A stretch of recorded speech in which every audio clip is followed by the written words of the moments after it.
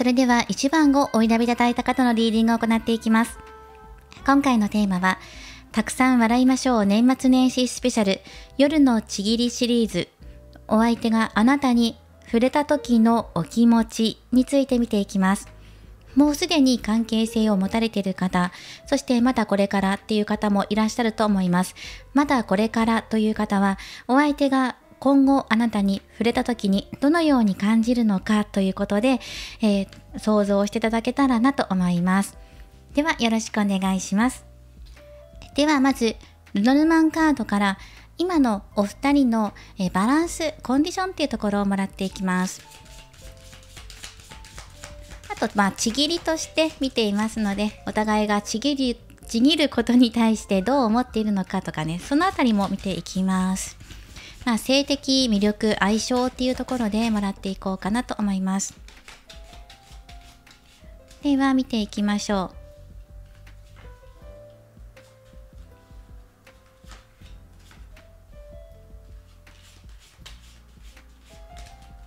はい、この6枚で見ていきますね。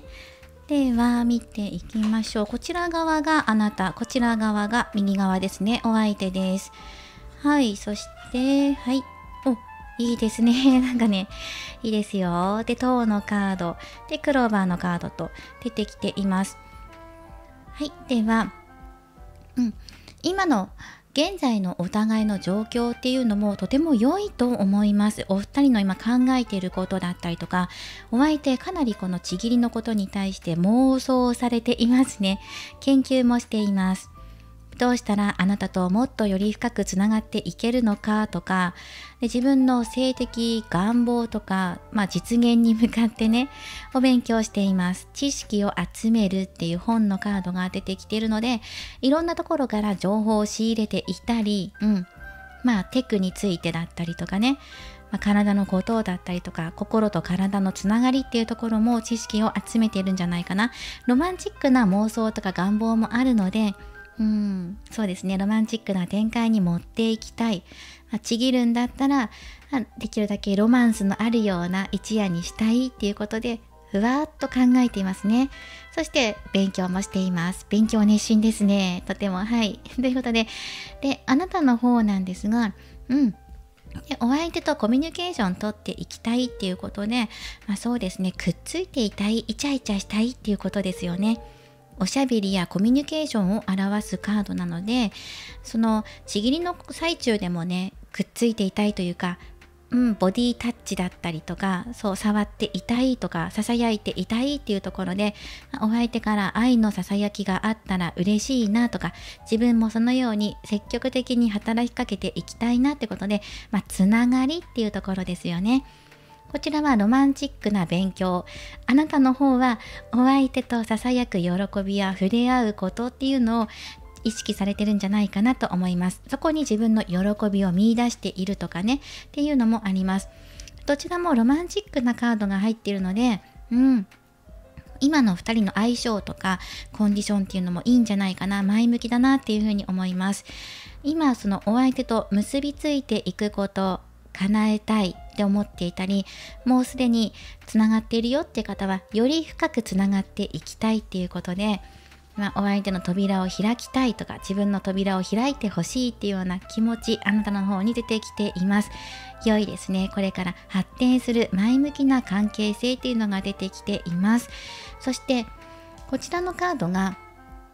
今の2人の関係性として出てきています。塔のカードで積み上げていくものだったりとかっていう意味があるので、その信頼関係だったりとか、回数をねこなされている方もいるかもしれないですよね。積み重ねてきたものっていうのがあるのでね。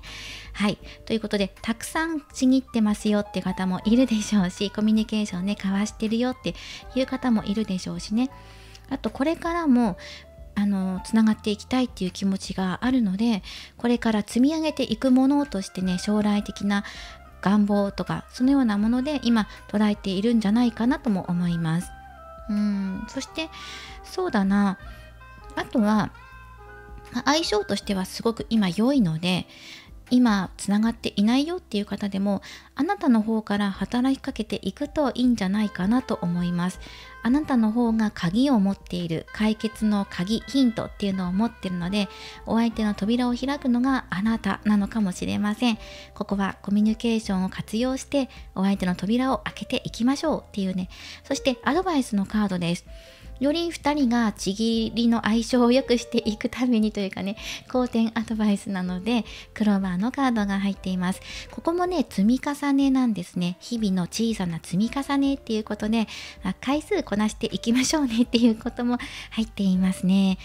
その他にはお互いの存在に感謝し合うことだったり、そうですね、こうやってね、つながり合えることに感謝する、もういてくれてありがとうって、ただここに存在してくれるだけでありがとうっていうことですよね。実感することだったりね、ちぎりだけじゃなくてやりとりしてますよね。連絡取り合ったりとか仲良くしているので、そこに対してあなた自身が感謝の気持ちを持ち続けることっていうのもいいでしょう。あとその小さな積み重ねなので、お互い技を磨いていくと、日々ね向上心を持って取り組まれていくと、これからさらにより良いものになっていくんじゃないかというふうに出てきています。幸運のカードなのでね、今この結びついていく、もしくはこれから先ねつながっていくことを期待してください。そのことをね、幸運ですから、お相手とつながること自体がね幸運に結びついていますので、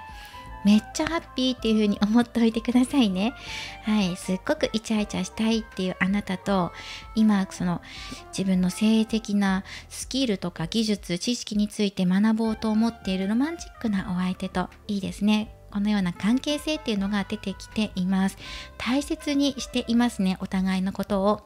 はい。今の2人の関係性バランスっていうところで見ていきました。ではここのカードを少し寄せていきますね。そしてこの後なんですがね、お相手があなたに触れた時、初めてちぎりを交わした時にどんなことを感じたのかっていうところでもらっていきましょう。でそのタロットを出す前にまずオラクルカード1枚出します。率直に今そのお相手があなたに初めて触れた時のことで1枚ね出しますよ。は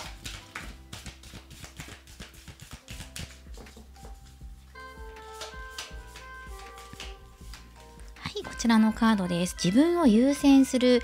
アクションを表すカードが入ってきています。のびのびとするっていう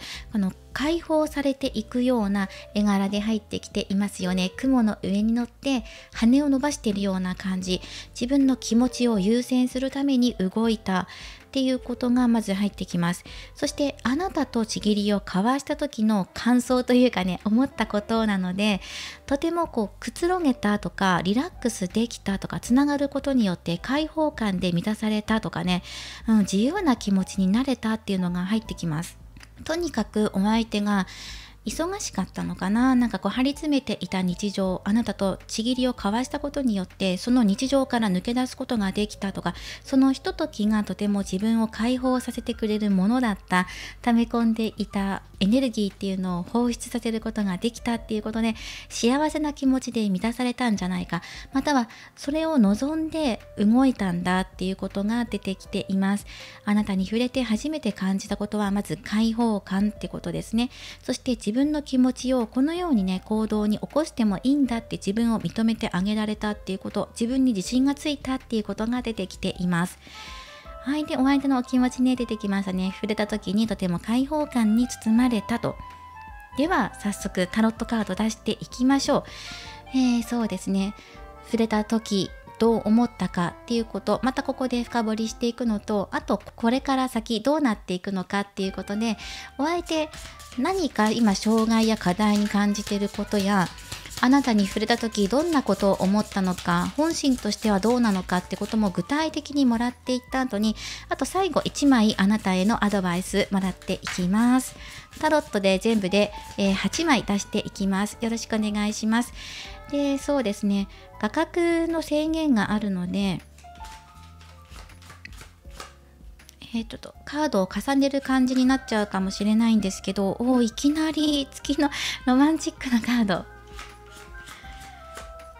赤く確認していきながらやっていきますね。はい、ソードの6番、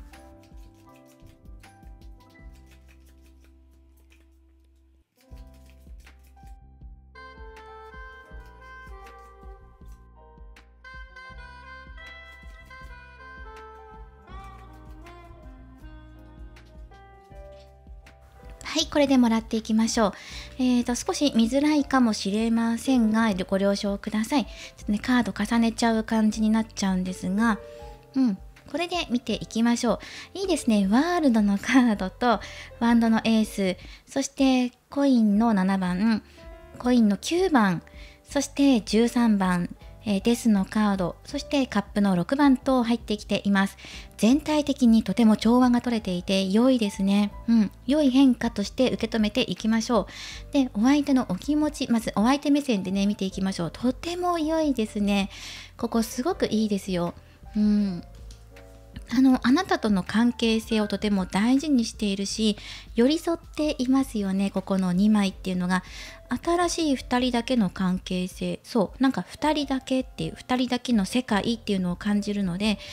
秘密の関係性の方もいるかもしれません。ブックのカードも入っていたので、本のカードっていうのはね、一部では秘密の恋愛っていうのも表しているので、中にはね、自分たちだけ分かってればいいよねとか、お互い理解し合えるような、周りのことじゃなくて自分たちの世界っていう、どちらかというと2人だけの内側に閉じこもった世界っていうのを感じるので、そのような空間だったり時間とか、あと2人で過ごす時間帯ですよねっていうことであったのかなっていうのが出てきています。とても大事だったんだ。なのでちぎったことによって2人の関係性が大きく変わったりとか、より発展したり、よりロマンチックな関係になっていったような、そんな感じもします。いいですね。月のカードっていうのは通常だったら先行きが見えないこととか不安っていうのもあるんですけど、でも今はその不安とかを、あるにはあるんだけれども、ここに置いておいて、あなたとの時間を楽しみたいっていうことで、不安や恐れから抜け出すかのように、あとは日々の疲れとかね、今抱えていることから抜け出すように2人だけの時間を楽しんでいたんじゃないかなっていうのが出てきています。とてもいい。お相手はあなたと一緒にいる喜びっていうのを感じています。そしてこのあたりですね、で初めてあなたと結ばれた時どんなこと感じましたかって言ったら、世界のカードなんですよね。一つ世界が完成したよっていう、達成したよっていうのが出てきているので、満足ですよね。達成されたっていう風に出てきていますね。あなたと作り上げた喜び世界っていうのが完成したっていうのが出ているので、この上なく喜びであるものだったっていう風に大変満足っていうのが出てきています。まさに自分が理想に描いた通りの感覚だったり、触り心地だったり、気持ちよさ、心地よさっていうのを感じていたっていうのが出てきています。はい、ということで、そして今その本心っていうことで何か期待していることや恐れていることありますかっていうと、これワンドのエースなので、これからさらに発展させるために始めていきたいっていうことで、まだまだ伸びしろあるよねっていうことで、どの辺がっていうところなんですけど、体的な部分でも心的な部分でも、これから花開かせていったりとか、伸びしろがたくさんあるっていうことでワクワクしてるんですよね。とにかくワクワクすると、あなたとこれからどんな風に広がっていくのかとかね、あなたとつながっていく喜びに対してワクワクっていう風に出てきていますね。はい、そしてこちらですね、このカードが、あなたについてどう思っていますかっていうことを表すカードで、コインの9番が入っているので、ここもね寄り添っているんです。コインの9番いいですね。実りあるもの、あなたを愛していますっていうのが出てきています。とても大切に思っているし、やっぱり2人で育んできた関係性とか築き上げてきたものっていうのが、関係性ね、信頼関係とか、絆っていうのがあると思うんですよ。そこで掴み取ったあなたとの世界、これを思いながらもあなたを大切に思っています。自分たちが作り上げて実らせたものっていうのが出てきているので、ここはあなたに対する思いもとても良いですね。お互いの愛を感じ合っていると思います。そしてその次ですね、ここに出てくるのがお相手が感じる障害や課題っていうところで、死神のカードが入っています。ここ区切りのカードですね。一つ何かを終わらせて次へ向かっていくっていうことですね。でこれが自分の課題っていうところで考えているということは、何かを終わらせて何かを始める。一つは先ほども言っていたこの先行き見えないことだったり、日々の日常の疲れっていうところに目を向けて、そこに区切りをつけなきゃいけないなってことがまず一つ。そしてこれが性的要素で言うとするのであれば、自分の切り替わりですよね。終わりと始まりなので、一つ終わってまた次の世界、次の新しいところへ行くときに、ここに自分に課題をつけてるんですね、この方。これはあります。はい。なんだろう、その終わってまた再び蘇っていけるのかどうか、それとも新しい世界を受け入れていくのかっていうところで、終わりと始まりっていうこの区切りのところについて課題を自分で課しているみたいですね。そしてここです。このカードが、このお相手が全体的にあなたとちぎることに対してどう思っていますか？コインの7番なので、ステップアップしていきたいってことです。より良い関係性を育んでいくために、これ関係性を見直したりとか改善していくっていう意味があるんですね。そしてここは、この女性がスカートをまくって走っているような、駆け足しているようなカードですね。なのでお相手的には確実にステップアップしていきたいんだけど、気持ち急いでいるような、ウキウキしてるんですよ。ここウキウキしてるので、もうステッキ忘れて駆け足立っちゃうような、そんな気持ちで今スキップしているような感じです。スキップしてこの中に入っていこうとしているので、お相手的にはこれから関係性をより良いものにしていきたいとか、これから育んでいきたい、どうすればもっと良くなるかなっていうことを考えていますね。はい、このようになっていく、これが結果、お相手の気持ちや結果なので、流れとしてもとても良いです。これから何度も同じようにちぎりがあると思うんですよね。お相手の中ではそういう願望も出ています。何度もこれから改善、話し合いをしながらより良いものにしていきたいっていうことなので、何回も交わし合いたいっていうところが出てきています。で、こちらが、あなたに対するアドバイスカードなんですが、でまずはね、そのお相手のお気持ちっていうところを見ることができたので、このカードまたね寄せていきますね。ただその課題っていうところで、この死神のカードが出てきていたので、ここに対してもう少し深掘りをしていこうと思います。で、今回そのオラクルカードも使いましょうね。もう少しその終わりと始まりを受け入れるのか、どうしたいのかっていうことで、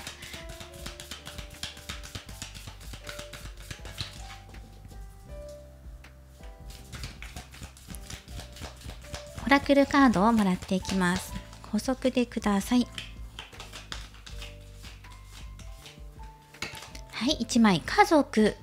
のカードが入ってきました。これはお相手の中の家族という存在だけではなくて、家族にまつわる問題、関係性、そしてお相手が育った環境や、そしてお互いのその生まれ育ってきた環境の違いだったり、生活習慣だったりもありますよね。家庭によって癖があったりとかありますので、その違いを感じたりとか、何かしらその家族っていうワードに引っかかっていることがあると出てきています。お相手の家族関係かもしれませんし、その幼い時の家庭環境の誤答かもしれないし、そのちぎりで見ているので、その自分のそうですね、ご両親のことやご兄弟のことかもしれないし、実際にこのお相手家族っていうことについて考えていると思います。で、先ほども出てきた通り、秘密の関係性だっていう方だとしたら、お相手にパートナーがいるとか、あなたにご家族がいるとかっていう方も中にはいるかもしれない。だけれども今ここに区切りをつけて、自分はまた新しいところへ行くんだっていうこのソードの6番も入っていたので、あなたと一緒にその抱えている問題だったり、お相手が煮詰まっていることからも抜け出したいんだっていう思いが出てきていますね。家族にまつわることの傷を癒すっていうのがテーマになっているので、お相手の中でそうですね、何か傷として入っている可能性があります。そして後から詳しくお話しするんですけど、あなたのところにもカップの6番で、これは過去っていうのを表しているカードなんですね。なのでお互いにとって幼少期のことだったりとか、そうですね、家族のこととかね、昔のことで何かここに引っかかるようなことや、目を背けて2人だけの時間を育みたいっていうようなお気持ちが今あるのかもしれません。で、もう少しね、もらっていきます。家族っていうことで、いうのも出てきているんですけど、あともうちょっとだけもらっていきましょう。では、今、お相手にお尋ねします。この死神のカード、そして補足で家族っていうのが出てきたんですが、ここから、性的要素として意味を読み取ってもいいですかっていうことで、めくれてきたのが、絶対に性的要素ですっていう風に出てきたので、ここから性的要素として見ていきましょう。これは性的なことだっていう風に出てきています。そのご家族に関係することで、性的なお悩みがある、もしくは、考え方の違いだったりとか、そのご両親の影響とかっていうのもあるかもしれないんだけれども、でもそれは性的意味で取ってくださいってことで、この死神はその終わりと始まりってことで、そうですね。ご自身が新しく生まれ変わるタイミングとして今捉えているのかなと思います。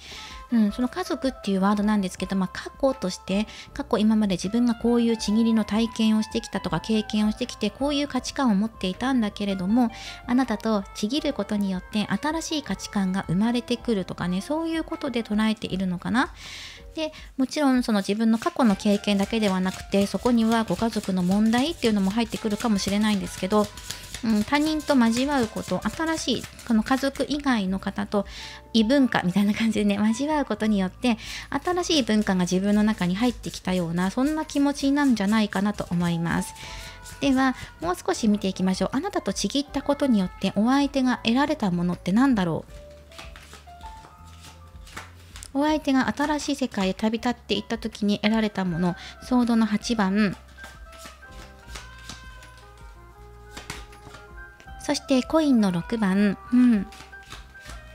自分の制限から抜けていったんじゃないかなっていうのが入ってきています。バンドのページ3で入ってきてるので、許しみたいなのが今入ってくるんですよね。その制限から抜けていくことを自分自身に許したのかなって、一番最初にこの自分を優先っていうのが入ってましたよね。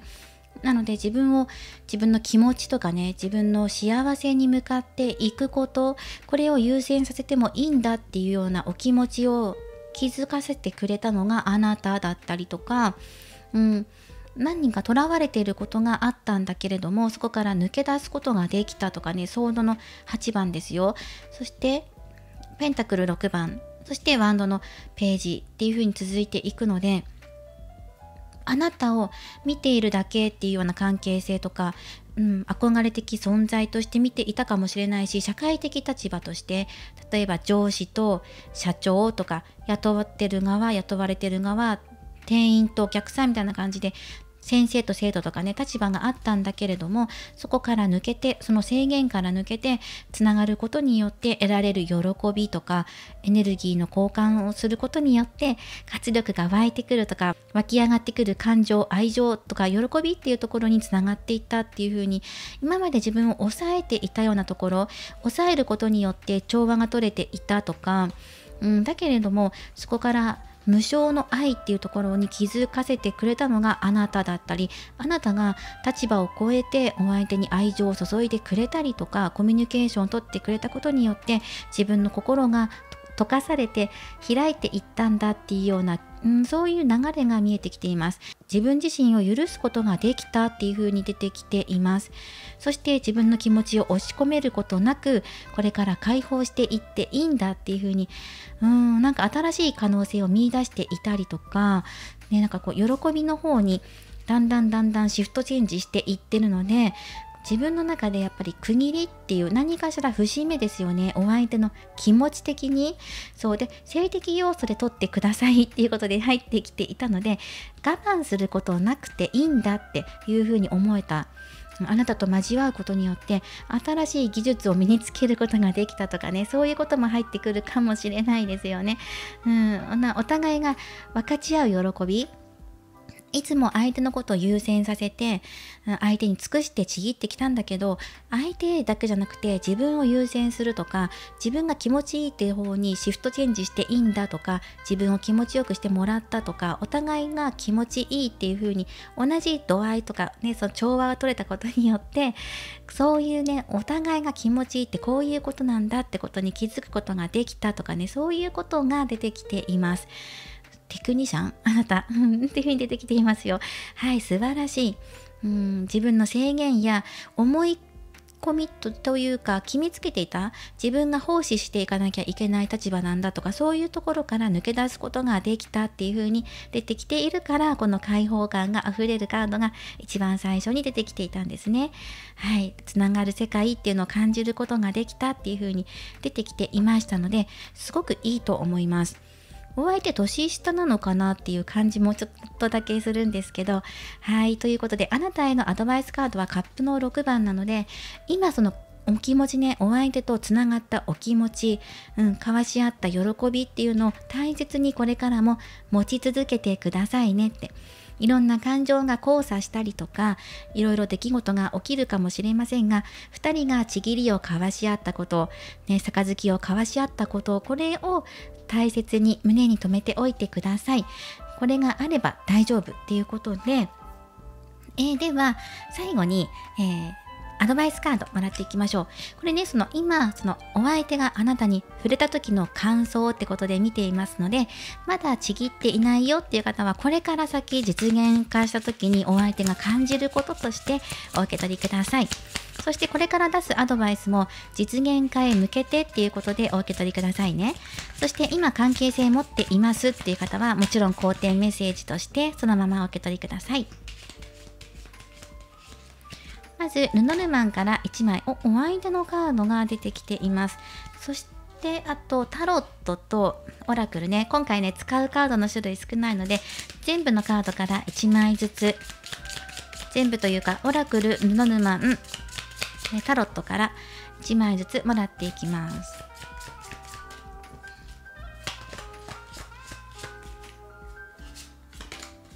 わおソードの10が入ってきています。なんか苦しいこともう終わりとかね、そういう感じで入ってきます。あなた自身も苦しく思っていたことがあったのかな。お相手もそうかもしれない。2人で乗り越えていく、どちらかが迎えに行くお相手かな。お相手があなたを誘いにやってきていますね。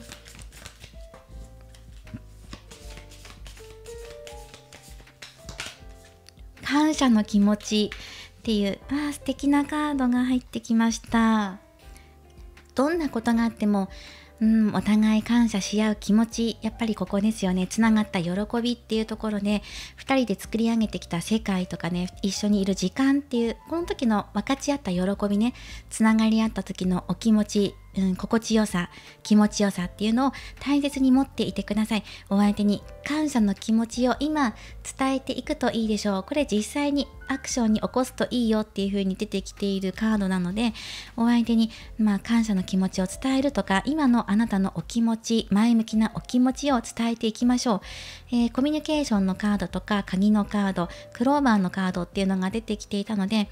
たとえ困難なこととか課題がもしあったとしても、それを乗り越えていけるのはあなたの力っていうのも出てきていますし、あなたの方がアクションを起こしていくとより良いっていう流れにもなってきているので、ぜひここはあなたの前向きなお気持ち、あと感謝のお気持ちっていうのを伝えてください。お誘いしてみるのも良いでしょう。ね、良い返事がもらえると思います。あと肯定メッセージなので、この2枚か。はい。あと、お相手ですね。お相手の方があなたを迎えに来てくれるとか、誘ってくれるっていうのもあるし、これね、ソードの点っていうのは、深い、悲しみ、どん底の状態から這い上がっていく。もうね、悲しみは終わりだよって、もうここまでだよって、今まで辛いことをたくさん2人で経験してきて、多分ね、見えない先行きの不安とか、今2人でいる時間に集中しているんだけど、実はこの周りの環境とか見ていたら、実はね不安で襲われる日があったりとかしていたのかもしれません。だけれども今2人の時間に集中していたよっていうのが出てきていたので、現実乗り越えていくためにそのお相手も節目切り替わりっていうのも迎えているでしょうし、2人でもうこの苦しみから抜けていこうねっていうところも出てきていますね。お相手が動いてくると思います。この今言った問題に対してはこの方の動きっていうのを見てください。はい。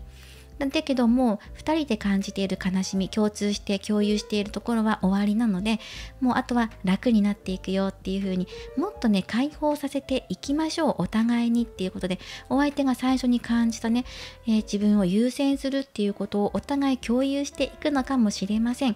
そしてもうこれはちぎり的なことでアドバイスするのであれば、もうお相手にリードしてもらいましょうということで、お相手についていきましょうっていうことですね。つながってくれてありがとう。とにかくここいいですね。花開いてとても鮮やかな花が咲いています。お相手が花開かせてくれた。そしてあなたのお気持ちもお相手に通じて、お相手を変わらせてくれる、価値観を変えてくれたきっかけとしてあなたがいるんじゃないかなというふうにも出てきていました。だから日々の感謝の気持ちっていうところが出てきていたのかもしれません。アドバイスカード、同じカードが出てきました。日々の感謝や幸運ですね。はい、こちらもお受け取りください。なんかね、笑える、ちぎりシリーズのはずが感動するような内容になりましたけども、いかがでしょうか。はい。で、これからちぎっていくよっていう方も今のことをね参考にしてください。そして今できることっていうのは、そのちぎるちぎらない関係なくお相手に感謝の気持ちを伝えることなので、仲良くしてくれてありがとうとかね、そういうことをちらっと言ってみてもいいかもしれません。ではお選びいただいたオラクルカードからメッセージをもらっていきます。これは女性が対になって描かれていますよね。あなたとあなたを映し出す鏡の存在です。この鏡の存在というのは、あなたの内側で起きていることが外側に同じように現れるよってこと、映し鏡のことを表しています。あなたが悲しい表情や悲しい思いでいるのであれば、現実世界でも外の世界でも悲しいようなことが起きたりとか感じやすくなってきます。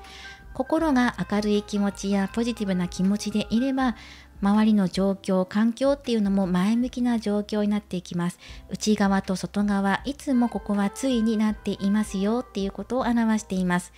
なので、今自分の内面を見てみてください。どんな気持ちでしょうか？抑え込んでいますか？前向きでいますか？どんな気持ちでしょうか？自分の心の中が今外側に現れやすい時です。はい、ということで、自分の願望を実現しやすい時でもあるんですよ。なので、どうしたら願望を実現していけるかなって、ネガティブな気持ちでいたら多分願望実現は遠くなっていくでしょう。どうすれば近づいていけるかっていうのを前向きに考えてみてください。その気持ちで満たされていれば、今、外側の世界っていうのも環境っていうのも変わっていきますので、今自分の心の中を見ることっていうのがアドバイスでした。そうですね。はい。ということで、こちらも参考にしてください。今回は、お相手があなたと結ばれた時に何を思ってどう感じたのかっていうところをテーマに見ていきました。これからもいろいろなリーディング動画を投稿していきますので、高評価やコメント、そしてチャンネル登録をよろしくお願いします。では、また次回の動画でお会いしましょう。最後までご覧いただきありがとうございました。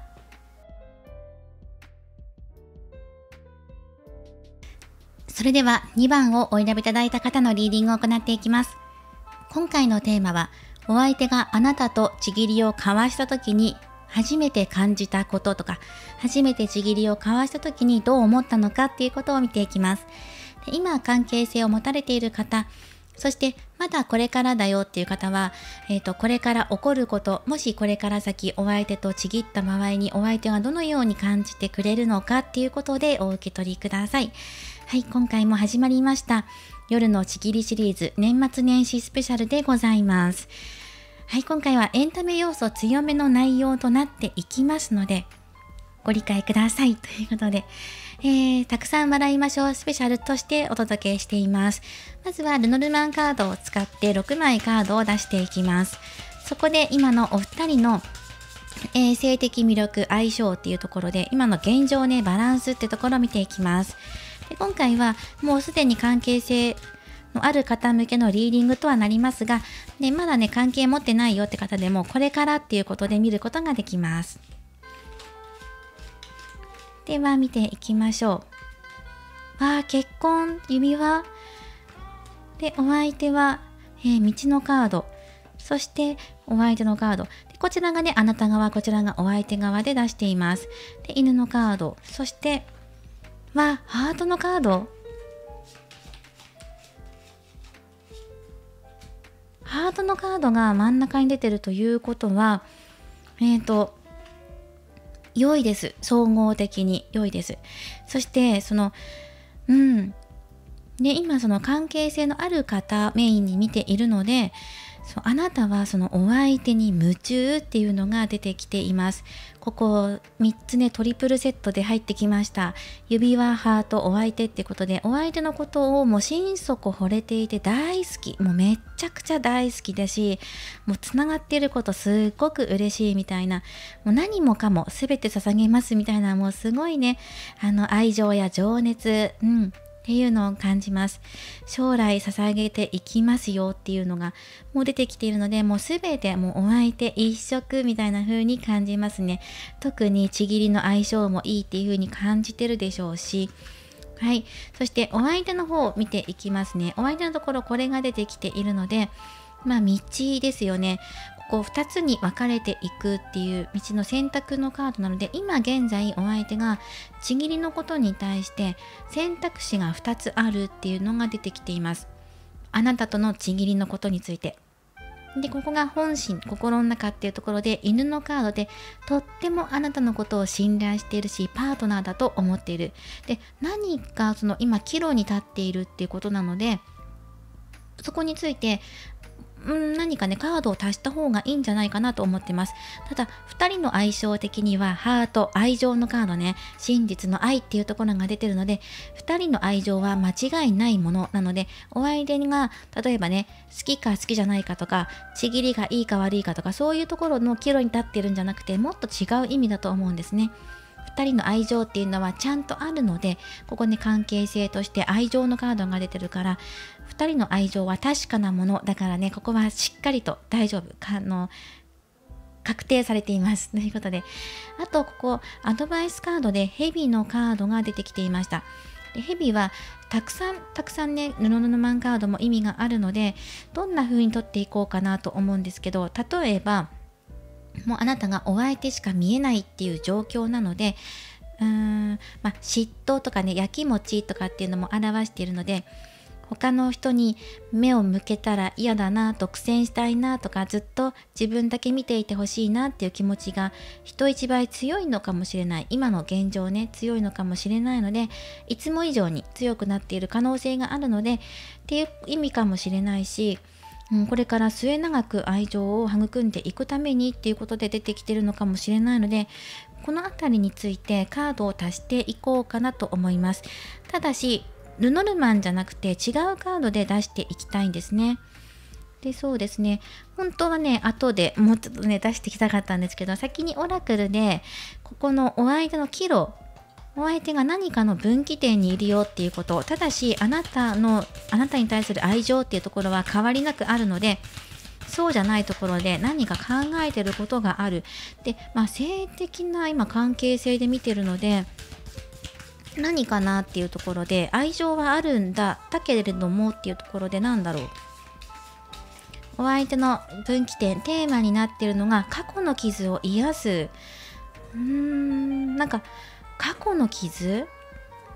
しかも性的要素なので、なんかちぎりのことに対して過去嫌な思いしたことがあるとか、過去の相手に対してね、何か言われたことが今でも、トラウマとして残っていたりとか、それを癒す時がやってきてるっていう風に出てきています。それは愛するあなたっていう存在がいるし、とても信頼しているから、あなたは嘘ついたりとかごまかしたりとかすることもなく、お相手に情熱、愛情っていうのを傾けてくれてるから、そのことで癒されることができるとか、そういう感じかな。なんか過去の痛みっていう感じで、前の経験したことをですね、そこに対して辛い、痛い、ぐさっとくるようなこと経験があるみたいですね。しかもちぎりなので、ちぎりの交わし方について何か誰かに言われたとかね、前にこういうことがあって気にしているところがあるとかね、そういうことかもしれません。しかもそうだな、それを今癒す時がやってきてるっていう分岐点、そうですね、分岐点っていうことで、あなたへの愛情を受け取ったので、それを今自分自身癒す時がやってきたんじゃないかっていうふうに考えてるってことですね。あと、蛇のところね、後でタロットカードからあなたへのアドバイスカードも出していくので、その時にこの蛇を合わせて見ていきましょう。いや、ただあなたはお相手と生涯添い遂げたいと思っているっていうのが出てきていますから、お互いの愛情、愛情じゃない、お互いの相性で、愛情のカードが出てるので、相性と愛情だって、出てるので、だから気持ちがピタッと今揃っているような幸せ、本当に愛情に包まれているような関係性で、しかもちぎりの相性も悪くない、とても良いっていう風に出てる。だからこそ過去の傷を癒すことができるんだと思います。はい、ということででは見ていきましょう。お相手にあなたとちぎった時に、一番最初ね、ちぎった時どう思いましたかっていうことで、初めてあなたに触れた時のお相手の感想をもらっていきましょう。初めてあなたに触れた時のお相手の感想、気持ち。初めて触れた時、自分を知る。なるほど、自分自身をより深く知ることができたとか、あなたに触れたっていうことによって自分の気持ちを確認することができたとか、例えばね、この方過去の傷っていうのがあるので、ちぎりそのものに対してあまり好感触に持っていなかったのかもしれないけど、そこから一転してあなたと結ばれたことによって自分の本当の気持ちに気づくとか、ありのままの自分を受け入れることができるとか、この人鏡を見てね、自分の顔を見て笑顔でいますよね。だからお相手も自分の内面を見て、こんな自分でも大丈夫とか、受け入れることができたとか、あなたに認めてもらえたとか、受け入れてもらえたことによって、愛情をかけてもらったことによって、ダメだと思っていた自分も、認めることができる、受け入れることができたとか、自分の本当の気持ちに気づくことができたので、そこから癒すことに今取り掛かってるんではないかと出てきていますね。とても良いです。本当の自分の気持ちに気づくとかね、そこには確かな愛情があったとかね、そういう体だけの関係性を続けていた過去があったんだけれども、あなたとつながったことによってそこに愛情がある上での喜びを知ることができたとかね、そういうことも出てるんじゃないかと思います。あとは外見的なコンプレックスを受け止めて受け入れることができたとかね、そういうことも入ってくると思います。では、見ていきましょう。タロットカードを使って、お相手が、どのように変わっていったのかとか、あとあなたと結ばれた時にどんなことを思ったのか、そして期待していることや恐れていること、あなたに対する思いなどももらっていきます。そしてお相手自身が今課題として考えていること、最後にあなたへ向けてのアドバイスもらっていきます。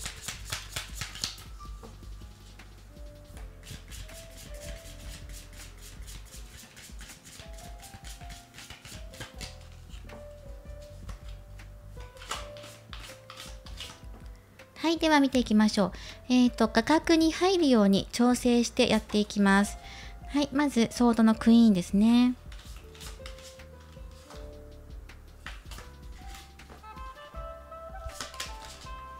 はい、ワールドのカードです。ワールドか、いいですね。はい、そしてここですね。ソードの5番。そしてこれは皇帝のカードですね。はい、そしてペンタクル5番。はい、ペンタクル5番なんですけど、楽しそうにしていますね。で、あとは、3枚出していきましょう。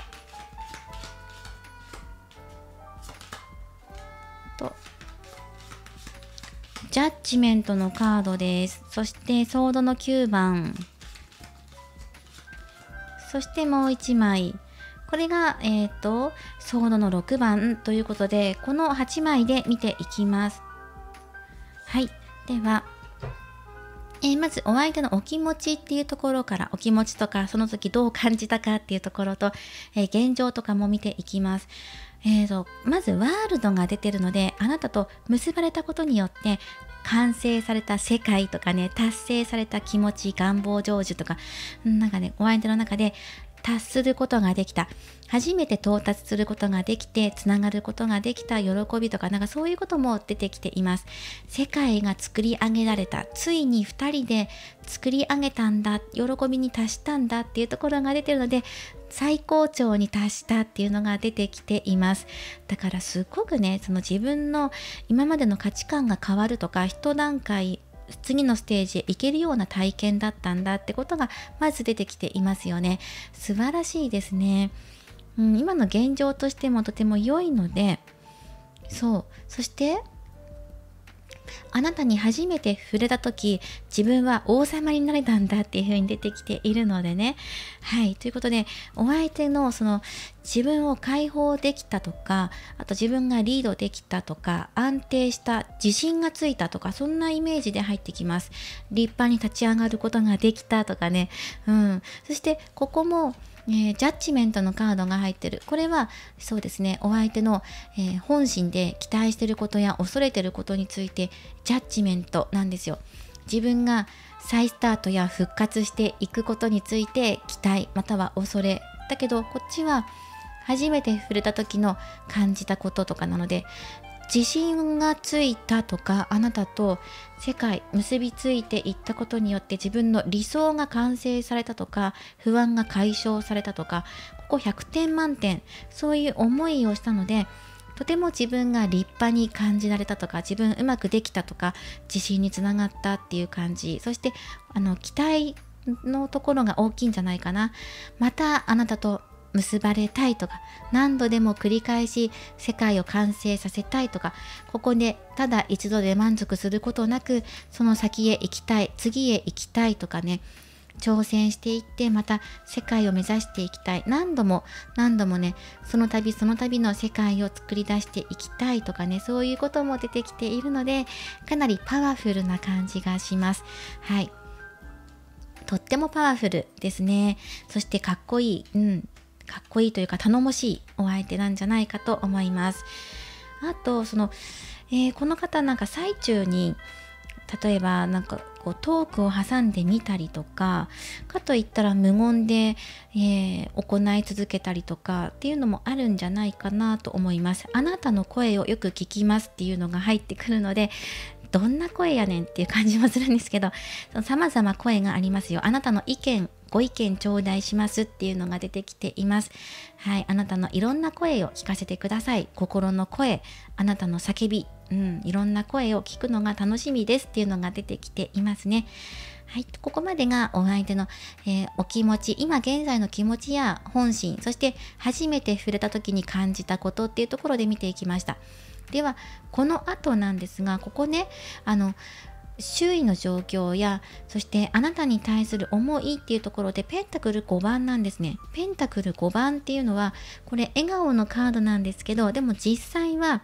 厳しい状況を表しているようなカード。その気持ちがないとかじゃなくて、環境が厳しいっていうことです。本来の意味はね。だからその教会の前で吹雪の中、怪我をした人が吹雪の中ね歩いている、貧しい格好、寒い格好をして歩いているっていうカードなんですけど、これを見ると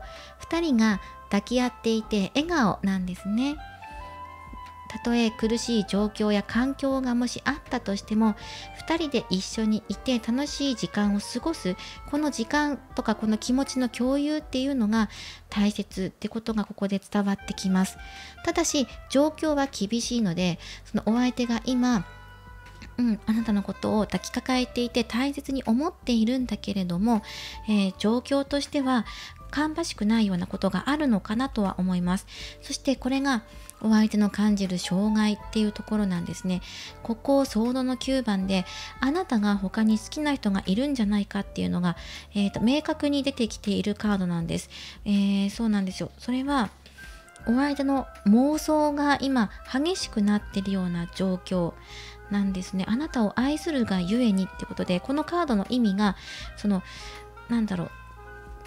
う、お相手目線で言えば他の人にプレゼント送ってるんじゃないのっていうのを後ろからそのように見えるわよっていう風に出てきているカードなんですね。なのでお相手から見たら、あなたが誰かにプレゼントを渡していたり優しくしているのを見ちゃったとか、あなたとしてはそんなつもりないんだけれども、もしかして他の人に好意があるんじゃないとか、自分だけじゃないんじゃないのみたいな、そういうネガティブな思いに今駆られていて、そこが障害として現れています。お相手のネガティブモードですね。だからこの人落ち込むと多分とことん沈んじゃったりとか、重い感じになっちゃうんです。かなり重く受け止めちゃうとか、ネガティブに捉えちゃうようなところがあるので、誤解を解くのが大変なのかもしれないです。だから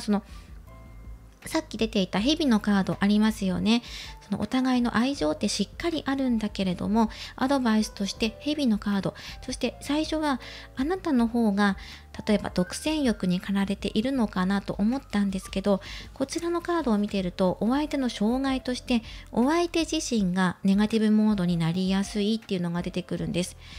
逆もあるかもしれないんですけどね、どちらかがネガティブモードになった時にずんと落ちやすいっていうのがあります。そうなった時に誤解を解くのが大変。でもしっかりとね、愛情があるからちゃんと、誤解のないように立ち振る舞いをすることっていうのもアドバイスとしてあるんですけど、でもなかなかにね、誤解されちゃうと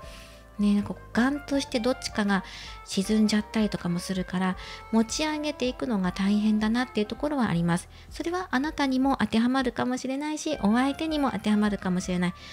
やきもち焼きやすかったり、独占欲っていうところが出てくるかもしれないですよね。そうっていうことで、そしてこのカードですね。このカードとこのカード、こちらがあなたへのアドバイスカード、ソードの6番で、これソードの5番、近未来を表すところなんですね。お互いのちぎりに対してソードの5番が出てるので、ここで2人の中で例えば対立のカードなんです、ソードの5番っていうのは。だから誰か見えない敵と戦っていたり、その独占っていうところですよね。なんかありもしないというか誤解なんですよ。こういう風景を目にしちゃって、あなたはお友達と楽しくお話ししてるだけなんだけれども、お相手が好きな人が他にできたんじゃないかって疑ってしまって、もうそこから立ち上がれないぐらい悩んじゃうとか、あと逆もあるかもしれないですけど、どちらかがずんと落ち込んでしまうっていうのが、これがネックになってるので、ここをじゃあどうすれば改善していけるのか。確かな愛情があって相性もいいんだから、あとはこのネガティブモードにならないことだったり、これ周りの環境の厳しさっていうのも表しているので、今の現段階で今まさに2人の環境が厳しかったり、障害があったりとかするのかもしれません。気持ちがあってもネガティブモードになりやすいっていうところがあるので、これにちょっと聞いていきましょう。イエス・ノーを出していきます。お相手、第三者の存在を気にかけていますか？でもソードの9番っていうのは自分の頭の中でネガティブモードになっていて、現実そこまで そんなにねひどくないんだけど、現実以上にひどく考えすぎてしまうってところなんです。で、お相手今、周りのこと気にしていたり、第三者ってところ気にしていますか？嫉妬していますか？絶対違うってことです。じゃあこれはあなたですか？お相手に他に好きな人がいるっていうことであなたが気にしているんですか？もうすぐその答えを知ることが出てくるでしょう。でもイエスっていうのが入ってるので、あなたの方がお相手に他に好きな人がいるんじゃないかとか、他にも気になる何かね、自分以外にもいるんじゃないかってことで気にかけている、沈んでいるようなところがある、嫉妬するっていう風に出てきていました。もうすぐちゃんと答えが出るからっていう風に出てきてるんですね。この心配してることについてはもうすぐ答えが出てくるだろうって。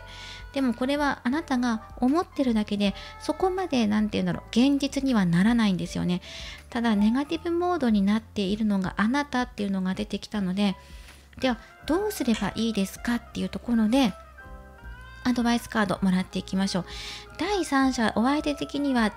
自分は嫉妬したりとか、あなたに他に好きな人がいるってことは考えていないよっていうのが出てきてて、あなたは逆に感じてるっていうのが出てきています。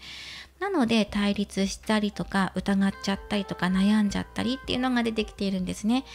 なのでちぎりに対しても集中できていない今現在かもしれないですね。はい、そして厳しい現状っていうのも環境っていうのもあるので、そこも少し見ていこうかな。お互いの厳しい環境、ただ2人は抱き合って笑っているので、そこについてもどうなのかなって、今の2人の、環境、あなたに対する思い、お互いの気持ちってところもそうなので、お相手的にはあなたと抱き合って喜んでいるんだけれども、状況が厳しいと。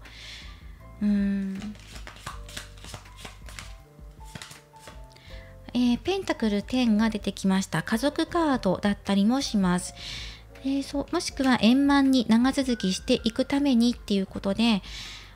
今の環境を乗り越えていくために、継続させて円満な関係を築いていくために、今の環境を変えなきゃいけないことがあるんじゃないかと。このままいくと中途半端になってしまったりとか、状況に負けてしまうようなことが出てくるかもしれないので、できる限り円満に、そして穏便に続けていきましょう。まずこれが打開策として入ってきているし、ここがネックですね。2人が長続きするかしないかっていうのが厳しい環境の理由として入っています。長続きするかしないかっていうのが厳しい、そんな状況としても入ってきてます。なぜかと言ったら、どちらかがネガティブモード、特にあなたかな、入りやすいからっていうのが出てきています。ただ相性としてすごくいいし、愛情もちゃんとあるので、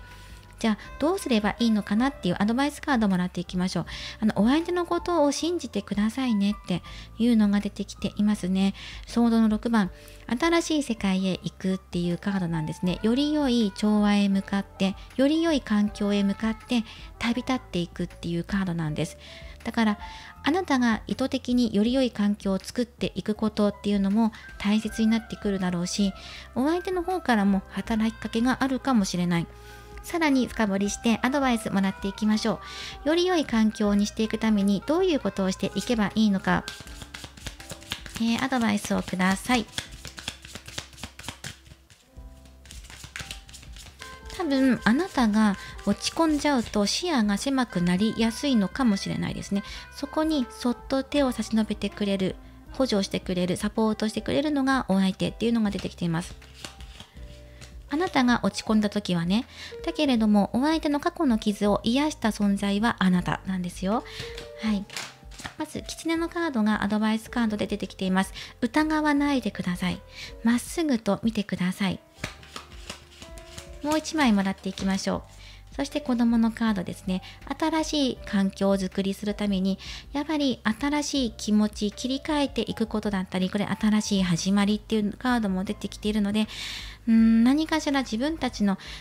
関係性や気持ち、リセットというか新しくしていく。だからネガティブな思いを手放して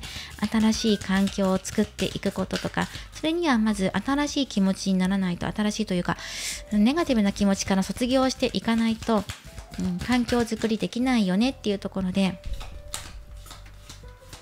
ただ純粋に信じることっていうこと、そして傷ついた心を回復するっていう、ゆっくりと休んで回復してくださいっていうカードです。あなたが今傷ついているのかもしれないし、ここにハートが出てきてるんだけれども、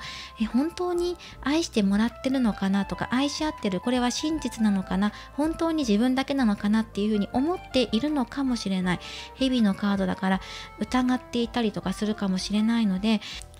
ここでお相手があなたに対する気持ちをはっきりと見せてもらいましょう。失礼しました。お相手があなたに対する思いっていうところではっきりともらっていきましょう。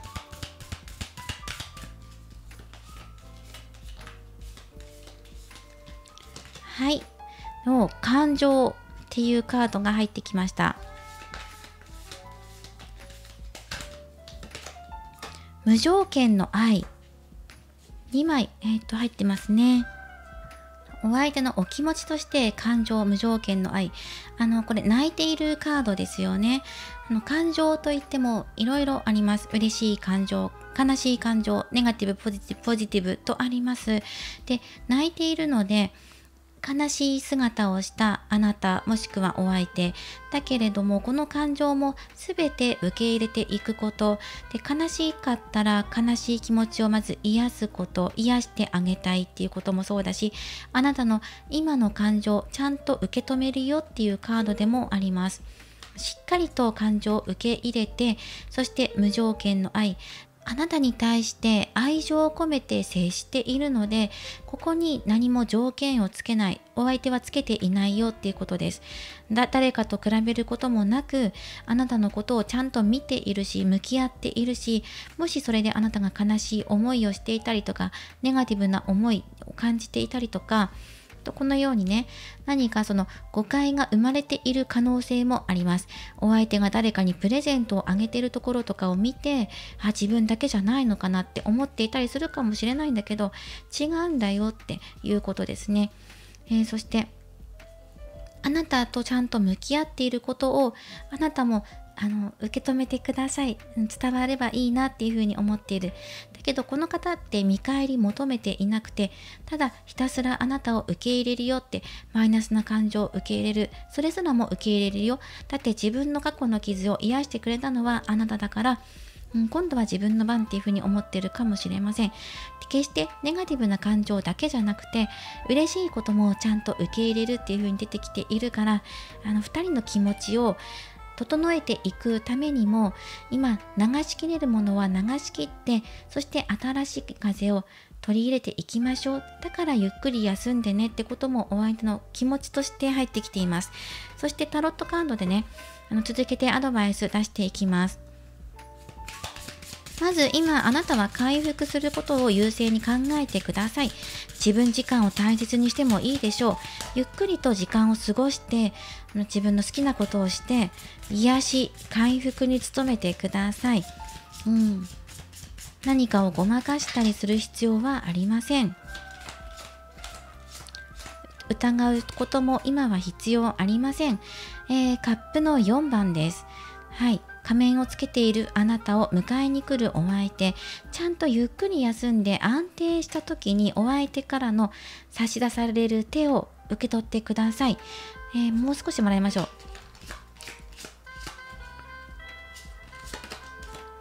そしてペンタクルナイトですね。やっぱりお相手の方から手を差し出してくれるので、あなたの中では今ちょっと一人ぼっちで寂しいなとか、そんな気持ちになってるかもしれない。本当に愛情ってあるのとか疑っていたり、悲しいネガティブな気持ちになっていたり、長続きするのかなって思っていたり、またはそのちぎりで今見てるので、体の相性的にいいのかどうか、お相手は満足してくれてるのかなとか思っていたりするかもしれないんだけど、今自分の中でエネルギーをちゃんとしっかり貯める時ですって。そうするといずれまたお相手からのお誘いだったり、ここね2人ちゃんと愛情で結ばれているので、誤解が解けたりとかで、お相手の言葉っていうのを誠実な言葉でお相手態度とかでね示してくれるので、これをその時に純粋な気持ちでしっかりと受け止めれば大丈夫。信じてください。お相手決して嘘をついたりとかごまかそうとか騙そうとかそういう気持ちはないので、なのでね、もしあなたの方でネガティブな思いとか、お相手が誰かと仲良くしているとか、そこでもし引っかかる方がいれば、そこを考えることなくお相手からの愛情っていうのをきちんと受け取ってください。この方誠実な気持ちでやってきますっていうのが出てます。ペンタクルナイトです。はい。時間を惜しまずあなたに注ぎますっていうのが出てくるので、はい。なのでしっかりと時間をかけて、誠実な思いっていうのを伝えてくれます。誤解である可能性が高いので大丈夫です。はい。そしてお相手の愛情っていうのをね、そのまま受け取ってくださいねっていうのも出てきていました。で今好転アドバイスとしてこのようにできていますので、焦ることなく着実にゆっくりと育んでくださいねっていうのが出てきています。そしてそうですね、これもし今関係性持っていないよっていう方だとしたら、これから先お相手と結ばれた時にその時のための参考としてお受け取りください。そして全く自分が今ネガティブな気持ちになっていなくて大丈夫ですっていう方は、これから先自分が落ち込んだ時とか、お相手からの愛情を受け取りづらくなっている時こそ、お相手の気持ちを信じるとか、あと自分の時間を大切に持って、何かにとらわれることなくね、やきもち焼いてる時っていうのは、お相手のことを追いかけたくなっちゃうんですね。問い詰めたりとか追いかけたりとか、時間使ってほしいとかね、そういうことを願ってしまいやすくなるので、そこから一旦離れて自分時間を大切に持つと、より心がクリアになって落ち着くのかなと思います。自分の気持ちが落ち着くまで衝動的な言動をしないとか、そういうふうに意識されるといいかなと思いました。はい、そしてちぎりとしてもし見ていくとしたら、お相手とてもタフな方、ちぎりとしてタフな方なので、あなたを飽きさせることはないです。なのでそのままお相手の行為っていうのを受け止めてくださいねっていうのが出てきていましたね。ではこちらのお選びいただいたオラクルカードからメッセージをもらっていきます。これは境界線を表します。自分とお相手、違う人間同士なので違う境目があるんですが、それでもね、その境目を乗り越えて、お相手のことも、そして自分自身のことも思いやりを持っていきましょう。あなたの心の声があなたをより良くしていきます。あなたの環境をより良くしていきます。あなたの心の声、今聞いてください。自分の時間を持ってゆっくりと落ち着いていくために、どうすれば自分が落ち着いていけるのかっていうところで、まずね、気持ちを落ち着かせること、心の声に従ってゆっくりと深呼吸してください。落ち着く方に向かっていってくださいねっていうカードです。はい。で、今回ね、ちぎりのことについて見ていったんですけど、お相手のあなたに対するね、ちぎりの愛情っていうところすごくあるので、問題としてはどちらかがネガティブな気持ちになっちゃったり、嫉妬しちゃったりするところだっていうのが出てきていたので、はい、そこについては、これから乗り越えていくための参考になるカードも出していきましたので、ぜひそれをやってみてください。あとはね、そこを乗り越えていけばもう完全なる世界や愛情っていうのも出てきているので大丈夫でしょう。それではこれからもいろいろなリーディング動画を投稿していきますので、よろしかったら高評価やコメント、そしてチャンネル登録をよろしくお願いします。ではまた次回の動画でお会いしましょう。最後までご覧いただきありがとうございました。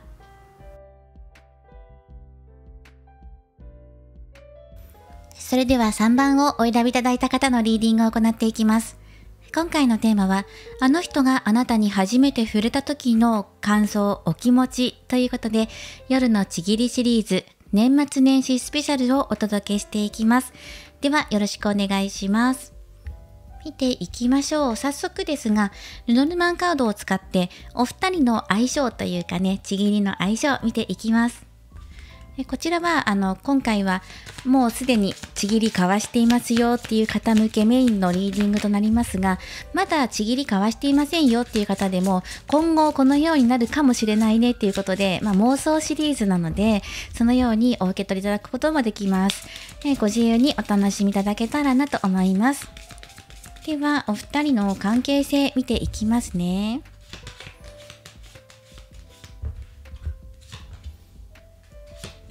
こちら側があなた、こちら側がお相手です。はい、いいですね。はい。そして見ていきましょう。この6枚で見ていきます。で、そうですね。そのお相手っていうのはかなりタフで力強くてパワフルな方っていうのが入ってきています。熊のカードが出てきているので力強い。体が大きいとか、もうそれが外見に出てるかもしれない。内面にも出ているかもしれませんね。己の力とか、技とかね、スキルとかっていうよりは、力強さ、タフさ、パワフルとかね、スタミナのあるところとか、そういうところを強調してきています。なので、お相手に主導権があるかもしれない。表向きなんですが、あなたの方で船のカードが出てるので、あなたもねイケイケどんどんっていう感じがするんですね。だからそのお相手が実際権力を持っているようで、実は影の実力者はこちらなんじゃないかなというふうに見られますね。あなたが舵取りをしているんですね。お相手を立てていきながらも、実はね誘導している側なのかもしれない。うまいですね。うまく誘導しているかもしれないですね。流れに乗るようにやってるのかなとも思います。この2枚がお互いの本心っていうところなんですね。で、あなたの方はガーデン、お相手が鍵なので、とてもいいと思います。一緒にいるとすごく楽しいとか、お相手とねデートする、もうちぎりを交わすこと自体がもう必須であり楽しくて、そして自分たちの絆がより深まるし、これは一大イベントなんですね、あなたにとっては。そして船のカードも入ってるから、とっても前向きにあなたが捉えているお相手とちぎりを交わすことっていうのが、自分にとってもプラスでしかないっていう風に捉えていると思いますし、お相手ね鍵のカード出してるんです。なのでもうガチャガチャ扉を開きたい、あなたの扉を開くのは私だよっていう風に、鍵持ってますよって、もしくは僕重要な鍵を握ってるんですっていうことを言ってるかもしれないですね。何か重要なポイントを握っている、あなたのポイントを握ってるのかもしれないし、とても良いところ持ってますよっていうことも表しているかもしれない。重要ですね。かなりこの重要な鍵っていうのがお相手の本心に入っているので、ここはすごくいいと思います。あなたの扉を開いていきたいとか、あなたの好きなポイントを握ってるのかもしれないし、いいですね。そしてこの上の子供のカードがお二人の関係性を表しているカードです。子供のカードが入ってるから、二人で新技をお披露目し合ったりとか、お披露目し合う場所だったりとか、あとその技だけじゃなくてね、二人でつながっていくことによって新しく生まれてくるお気持ちとかつながり、ご縁っていうところも感じやすいのかなとも出てきています。とてもいいですよ。そしてこちらがアドバイスカードです。これ道のカードが入ってきていますね。分岐点なんです。お二人にとっての分岐点っていうのがアドバイスとして入ってますし、でもねここ鍵のカードも入ってるから、何かあったとしてもちぎりに対してですよ、行く行かないとか、進む進まないとか、ストップゴーとかね、一緒にゴーとか、そういうところも全部握ってるのは表向きお相手なんですよね。困ったことがあっても解決してくれるのもこの人、力強さもありますからね。そしてこれに合わせてうまく乗っていけるのがあなたっていうようなお互いの相性になっています。分かれ道っていうのがあるので、どうするって、あとどこでとかね、いつどこで何をとか、そういうところも決めるのはこっちなんだけど、それを支えていって誘導していくとか、そのような流れを作るのがあなたっていう感じがします。分かれ道があってもこの方がバスンと決めてくれると思います。とても良い相性ですね。はい、ではこのオラクルカードじゃない、ルノルマンカードを一度寄せていきますので、この後そのお相手が初めてあなたに触れた時の、ちぎりを交わした時のお気持ちっていうところでもらっていきます。ではこちらのラブオラクルカードから、お相手が初めてあなたに触れた時どんなことを思ったのか。いやでもなんかね、鍵持ってるので、もうすでにあなたのポイントを持ってます、握ってますよっていうのが出てるから、これ一度しかまだちぎり交わしていないよっていう方だとしたら、かなりこのお相手あなたのね良いなって思うところをつかむのがうまい方ですよね。もしくはもう何度もちぎっているので、もうすべてコツはつかんでますよっていうような感じもするんですね。はい。でじゃあお相手が初めてあなたに触れた時のお気持ち、感想っていうところを1枚ください。は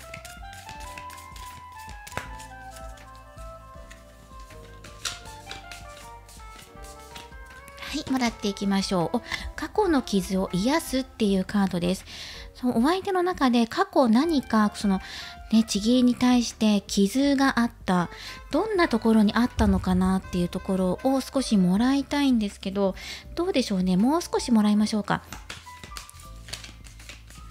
その自分が抱えていたコンプレックスとかちぎりなのでね、自分の技かもしれないし、身体能力的なこととかメンタルのことかもしれないし、スタミナかもしれないし、過去に受けた傷があなたとつながったことによって癒されたよっていうのがまず出てきていますね。深い痛みっていうのを感じていたかもしれません。そして許しのカードも入っています。自分自身を解放していけたとか、かなりこの天使でね、優しいカードが入っています。天使というか、聖母マリアのようなね、美しいカードが入ってきていますから、お相手にとってあなたってこのように見えているかも。ちぎりの最中なんですね。すべて自分を受け入れてくれるとか、例えばね、その自分のコンプレックスとかがもしこの方あったとしても、あなたがそれを受け入れてくれる、それもいいよっていうふうにあなたが言ったのかもしれない。そのやり方でも構わないよとか、自由にしてていいよとかね、素直になっていいよとかね、そういうこともあるかもしれないですね。このお相手どちらかというと、意地っ張りというかね、そういうところもあるかもしれない。なんか完璧にこなさなきゃいけないとか、美しいままでいたいとかね、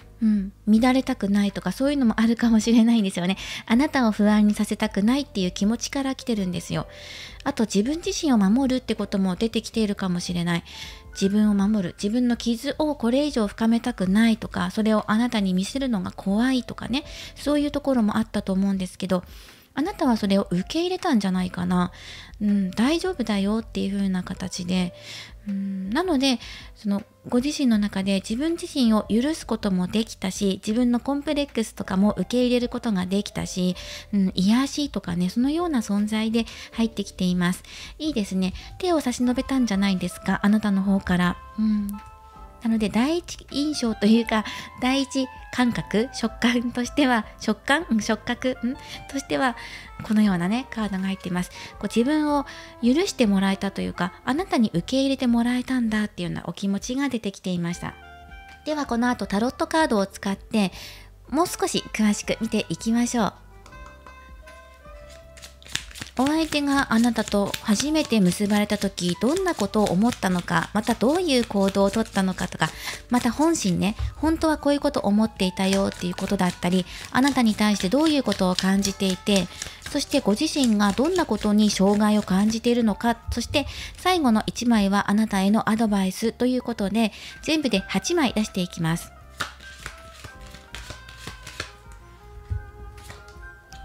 世界のカードがいきなりドンと入ってきています。そして塔のカード、やはりあなたに受け入れてもらったとかね、そんな感じで入ってきます。塔のカードはね、過去を表すところなんですね。なので苦しかったこととか衝撃的だったこと、この方の中でちぎりに対してのコンプレックス、または生活そのものが揺れていたり苦しかったり、苦しいというかね、揺れている時にあなたと結ばれたとか、不安を解消させてくれたとか、そのようにも入ってきます。あと3枚ですね。はい、なんかね争ってるような感じのカードも入ってきています。はい。これがアドバイスカードが太陽です。素晴らしい。太陽ね、アドバイスで入ってるから、もうすべてね、うまくまとまっていく。そして、世界のカードも入っているので、何かあったとしてもまとまっていくし、またさらなる高みへっていうところが、お二人のテーマなんじゃないかなっていうのも出てきています。ごめんなさい。一度こちらのキャンドルを補充させてください。お待たせいたしました。補充させていただきありがとうございます。では、中断されてしまったんですが、続いてやっていきましょう。そのお相手の、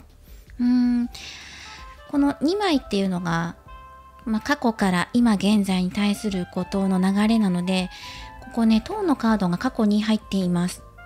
ということは、先ほどもお伝えした通り、お相手の中で揺れ動くようなことが生活上あったり、または先ほども言ったね、過去の痛みとかね、それを受け入れてもらった、許してもらったことによって、一つね、二人の世界が完成された、二人が統合されたっていうことで、もうつながれたこと、ちぎったことに対して、この上ない喜びを感じたんじゃないかっていうところがあります。崩れかかってきたものが、復活というかね、それでもいいんだっていうふうにお相手が思えたとか、それはあなたとの間のことかもしれないですよね。2人の間で揺らぐようなことがあったかもしれないんだけれども、こうやって体がつながり合うことによって2人で満たされる気持ちだったりとか、世界が一つ完成されるっていうことなので、2人で作り上げたんだっていうような達成感とかね、そのようなことも入ってきてます。流れとしてはいいですね。過去何かあったんだけれども、そこから持ち直した。あなたとの関係性じゃなかったとしてもね、この方の過去のことだったり、生活状況苦しかったとか、苦しいというよりはね、倒れそうになっていたメンタルとか、そのようなものから抜けていったような感じで入ってきています。そしてそのお相手のお気持ち、その時どんな風に思ったか、あなたとつながった時っていうのが、実はここソードの8なんですね。でこの方、う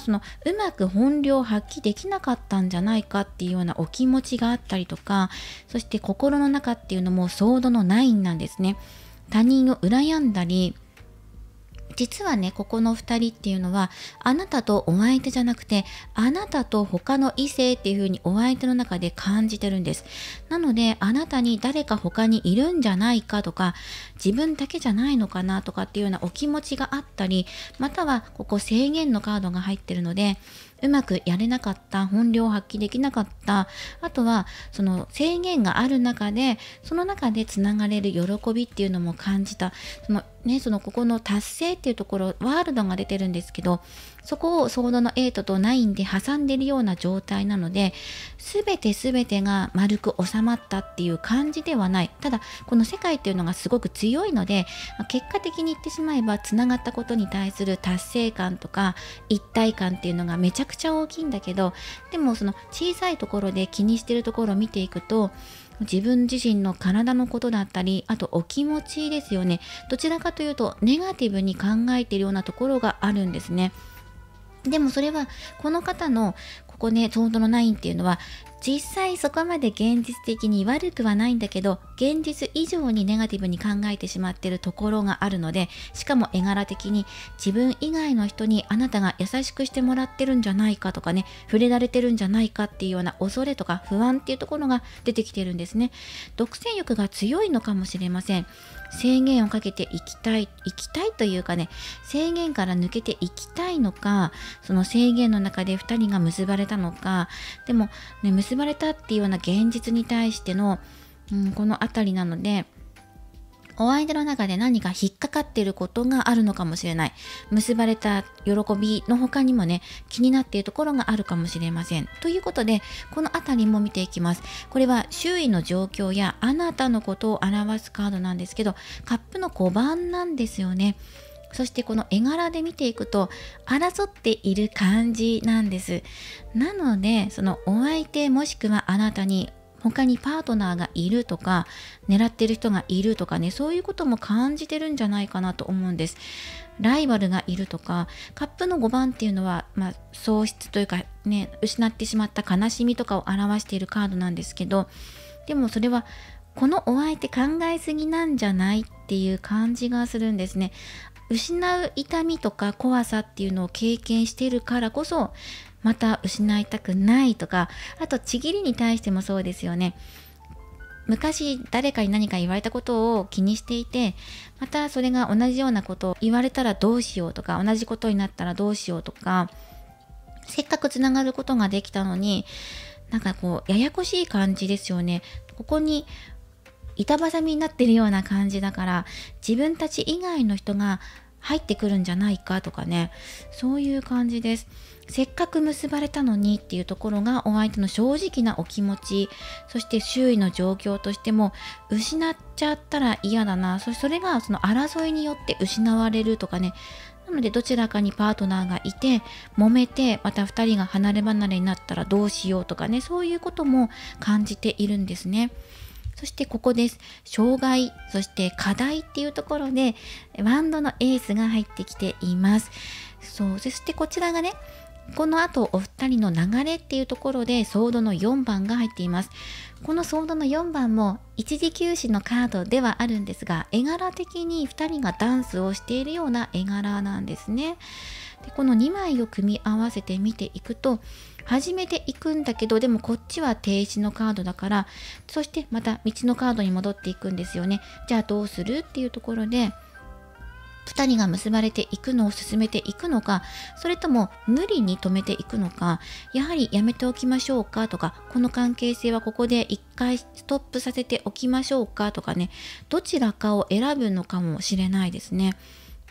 進めていく、進めていかないとか、あと達成する、達成しない、達さない、達するとか、なんかそのあたりですね、到達するしないとか、そのいろんな意味でですね、そのちぎるちぎらないだけではなくて、達する達しないっていうところに対しても、ここ分かれていくんじゃないかなっていう、アドバイスのカードと同じようにここ分かれるんですよね。動く動かないってところで、それはこの辺りかもしれないですよね。お相手が今感じてることをどうするのかってことかもしれないし、もうそれじゃなくてね、もうちぎり自体に対して出ているのかもしれません。どうする、こうするとか、やめとく、言っとくとかね、そのようなことかもしれないんですけど、じゃあアドバイスとしてどんなことをしていけばいいのっていうと、ここ太陽だから絶対成功するから、例えば2人で話し合って一回ここは落ち着いてね、休ませとこうっていう風になるんだったら、それはそれで2人にとっての良い決断として結果が現れるだろうし、いや、やっぱりね、始めていくんだって、奮い立たせて立ち上がって起き上がって、これから活力にみなぎって始めていくんだっていう風にね、やっていくのであれば、それはそれで成功するしっていう感じで、どちらかをお二人が選んでいくというか、決めていく流れとしてはそのような感じで入ってきています。でもしそのお相手の過去のことだったりとか、今お相手が感じている周囲とのやりとり、ここあなたとお相手以外にも誰かが入ってきてとか、そのことに対してっていうふうに心当たりがある方っていうのは、そこをどうするのかってことで決めていくのかもしれない。またはちぎりそのものに対して起き上がっていくのか、横になるのかっていうところで、ここでこう手段とかやり方とかね、じゃあもう一回とか、始めるか始めないかとか、そのあたりで関わってくるのかもしれないけど、でもじゃあね、お二人でちゃんと話し合って決めていけばいいのかなっていう感じもします。相性としては子供のカードだから、新しい始まりとかつながりっていうのをお互い求めていくところがあるんじゃないかなと思うんですね。ここと少し似ています。新しい始まり、これからやっていくぞっていうところですね。ここがお二人のところ間に入ってるので、なのでこうやめるかやめないかっていうところで、どうするっていうところであるのかもしれないですね。もう少しね、ここのあたりもらっていきましょう。で、今回そのお相手の抱えている問題、気にしていることからまず見ようかな。ではまたこちらのオラクルカードからお相手が気にしていること、気にしていることというのは、過去の痛みとかね、そういうこともあるんですけど、あなたのことに対してここ何かここね、人が絡んでくるような気がするので、あなたのことに対して他の人、周囲の状況とかに対してはどのように感じているのか、あなたを取り囲む周囲の状況だったり、自分を取り囲む周囲の状況っていうところでどんなお気持ちでいるのか、どういうふうにしたいと思ってるのか。まず1枚、愛の始まり。周囲の状況に対してどう思っているのか。ではここに対してもう少しもらっていきます。このお相手、あなたと愛の始まり、願っていますか？周囲の状況がいろいろあるかもしれない。人によってね、入り組んだ人間関係とかあるかもしれない。だけれども、あなたと愛を始めていきたいっていう気持ちに変わりはないですか？もっと深く深掘りしてくださいっていうね、深く質問して潜ってきてくださいっていうのが言われています。ではやっていきましょう。タロットカードで深掘りしていきます。まずこのお相手とあなたを取り囲む周囲の状況について、この方どういうふうに見ているのか、この方目線でまずもらっていきましょう。かなり気にしていることがあるみたい。失いたくないとかね。どんなことを感じてるのか。教皇のカード、社会的地位だったりとか、周りの周囲の目を見ているかもしれないですね。それは社会的ルールに対してね、反しているのか、2人の関係性が、秘密の関係性なのか、どちらかにパートナーがいたりとか、契約している間柄なのか、取引先の相手だったりとかね、そういうことも感じてるかもしれない。またはあなたが、先輩上司だったりとかで、垣根を越えていけるのかどうかっていうところで、その周囲の状況に対してどういうことを考えているかってことは、あなたとの関係性の他にもここに、年上の方というかね、目上の方のような存在がいる。それはあなたにとってパートナー、あなたのパートナーかもしれないしね。なんかそのようなことを感じてるみたいです。だけど2人で始めていきたい気持ちはあるよって認めてもらう人がいるのかもしれない。2人が結びついてこれから交際とかね、結婚とかしていくんだったら認めてもらわなきゃいけないような人がいるのかもしれないですね。この人を乗り越えていかないと始まっていかないんじゃないかっていうところも感じてるみたい。でも性的意味で、そのちぎり的意味でこの方が、感じていること、自分自身に対してね、感じていること、失いたくないとか、例えば制限かけているとか、あなたに他にいるんじゃないかってことは、性的意味ではこの方はどのように感じているのかっていうことを、まずこの方の自分自身に対してどう思っているのか、自分自身に対してどう思っているのか。カップの6番、過去を表すカードでもあります。過去を見つめ直すだったりとか、やはり過去っていうところで同じようなワードで入ってきています。過去何度かトライしたんだけどできなかったとか、それはあなたとのことでね、あなたにお誘いしたんだけれども実現するまでに時間がかかったとか、障害があったのかもしれない。一度諦めそうになったんだけど、でもそこから盛り返してやっとつながれたとか、やっと始まったっていうような思いもあるかもしれないですね。では純粋にあなたとちぎったことに対して、ここね、世界のカード出てるんですけど、でもじゃああなたとちぎることに対して全体的に今期待していること、不安に思っていること、それは始めるか始めないか、やっぱりやめとくって、今だったら引き返せるよとかっていうようなことかもしれないんですよね。そこに対してはどういうふうにしていきたいと思ってるのか見ていきましょう。でも愛の始まりが入ってるからね、始めていきたいんじゃない？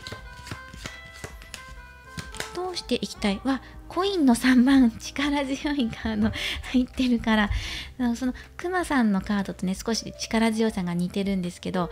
自分の力で切り開きたいっていう気持ちもあるんだけど、でも慎重にね、あなたと話し合いをしながら、この難題を解き明かしていきたいとか、謎を解いていきたいとか、そういうところもあるので、共同作業のカードですよね。あなたと一緒に話し合って答えを出していきたいっていうことです。でも結果的にここの太陽になっていくので、ここアドバイスね、2人にとってより良い道を選んでいくとか決めていく、話し合っていく、必ず独断しないっていうのが入ってきます。話し合ってね、協力し合いながら、決めていくとか、上昇させていく、進んでいくっていうような意味があるので、必ずね、2人で話し合っていくことっていうのが重要になってきます。お相手が1人で進んでいってしまう時もあるかもしれないし、あなたが途中で諦めちゃうようなこともあるかもしれないので、そういう時ほどちゃんと向き合ってお互いで話し合って決めていく、乗り越えていくといいんじゃないかなっていうのが出てきています。お相手もそうしたいっていうのがあります。2人で話し合って明るい未来をつかみ取っていきたいんだっていうのが出てきていますね。では、アドバイスカードもらっていきましょう。お二人がちぎることを、そして今までお相手が感じてきたこと、今ね、初めて触れた時の感覚とか、今までの流れとかを見ていくと、大まかに見ていくと、このお相手、あなたと結ばれる前、過去っていうのは由来だというか、痛みとか過去の傷っていうのを感じていたんだけれども、結ばれたことによって、達成する喜びとかね、そういうことも感じることができた。だけど、この先、始めるか始めないか、止まるか進むかっていうところで、これから別れるようなことがあるかもしれない、別れ道に、なっていくようなことがあるかもしれない。それは2人で話し合って決めていきたい。それは必ずね、明るい方へ考えて、ポジティブな方に考えていくといい。で、お相手がどちらかというとネガティブなカードこの辺で出してきてるので、この方、自分の傷を抱えているかもしれないし、迷うとかっていうよりはネガティブに思ってるんです。恐れとか不安っていうところが大きいので、そこを明るく照らしてあげるとかなり良いのではないかなと思います。アドバイスカードです。2人がより良いね、関係性になっていくためのアドバイス、ちぎり的要素も含めて。騎士のカードです。お互いの、願いとか気持ちとかっていうのもね、積極的に見せていきましょうねっていうのも入ってきています。愛の始まりのカードが入ってるので、ちぎることもそうですけど、気持ち、愛情とかっていうのもお互いあると思うんですね。あとは始めるか始めないかっていうところだと思うんです。要はね、ここのポイントとしてはいろいろここあるかもしれないけど、最終的にここで話し合って決めていく、ちゃんと動いていくっていうカードがあるのでね、積極的に動くね。ちぎりの意味としても2人でより良い、体感というか、そこを求めていくのであれば、あなたの方からも動くといい。で、お相手からも動くといいんだけど、この人じゃ今のこの状態、ネガティブモードに入っている状態で明るく動いていけるのかって言ったら、そこはあなたの誘導次第ってことで、あなたの手腕でこのお相手が前向きになれるような感じもしてくるから、支えてあげてねっていうのも入ってきます。そしてあなたもポジティブに動いていくといいんじゃないかと思います。もう少しもらいましょう。オラクルカードからももらっていきます。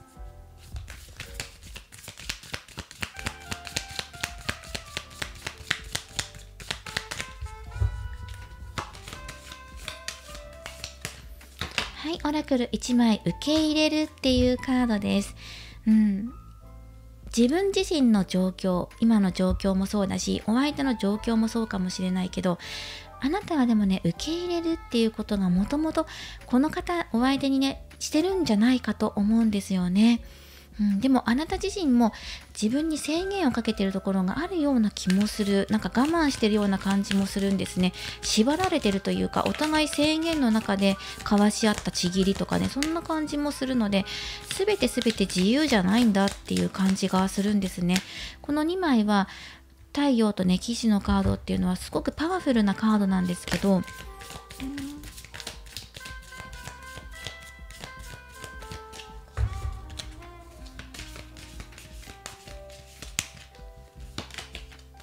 欲しいものを明らかにする。こ